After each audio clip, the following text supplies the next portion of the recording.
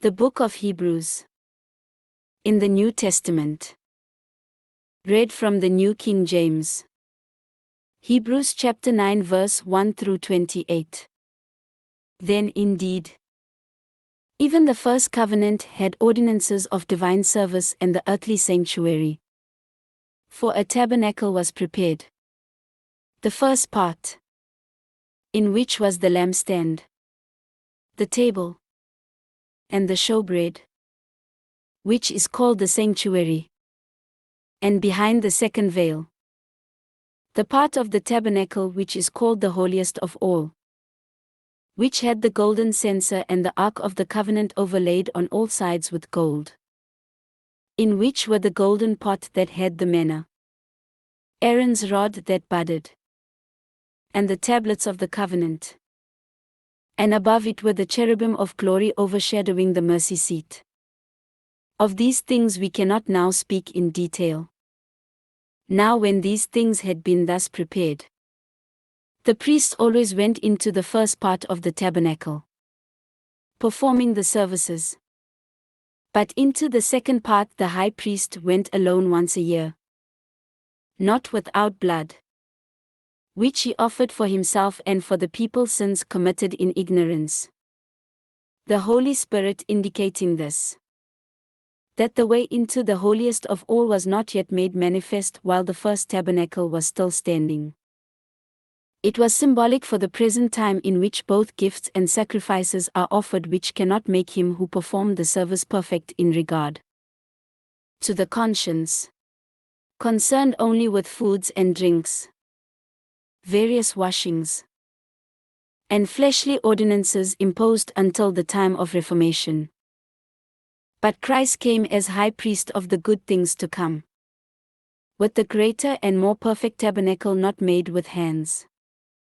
That is, not of this creation, not with the blood of goats and calves, but with his own blood he entered the most holy place once for all, having obtained eternal redemption.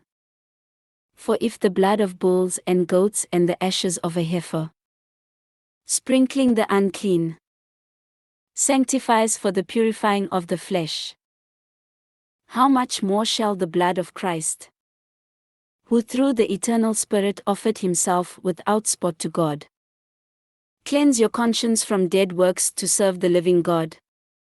And for this reason he is the mediator of the new covenant, by means of death, for the redemption of the transgressions under the first covenant, that those who are called may receive the promise of the eternal inheritance.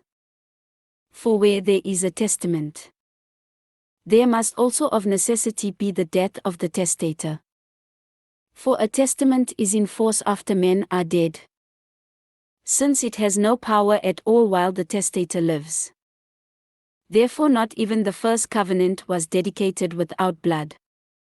For when Moses had spoken every precept to all the people according to the law, he took the blood of calves and goats, with water, scarlet wool, and hyssop, and sprinkled both the book itself and all the people, saying, "This is the blood of the covenant which God has commanded you." Then likewise he sprinkled with blood both the tabernacle and all the vessels of the ministry. And according to the law almost all things are purified with blood, and without shedding of blood there is no remission. Therefore it was necessary that the copies of the things in the heavens should be purified with these, but the heavenly things themselves with better sacrifices than these. For Christ has not entered the holy places made with hands, which are copies of the true, but into heaven itself, now to appear in the presence of God for us. Not that he should offer himself often, as the high priest enters the most holy place every year with blood of another. He then would have had to suffer often since the foundation of the world. But now, once at the end of the ages, he has appeared to put away sin by the sacrifice of himself. And as it is appointed for men to die once, But after this the judgment. So Christ was offered once to bear the sins of many. To those who eagerly wait for him, he will appear a second time. Apart from sin. For salvation. This ends Hebrews chapter 9.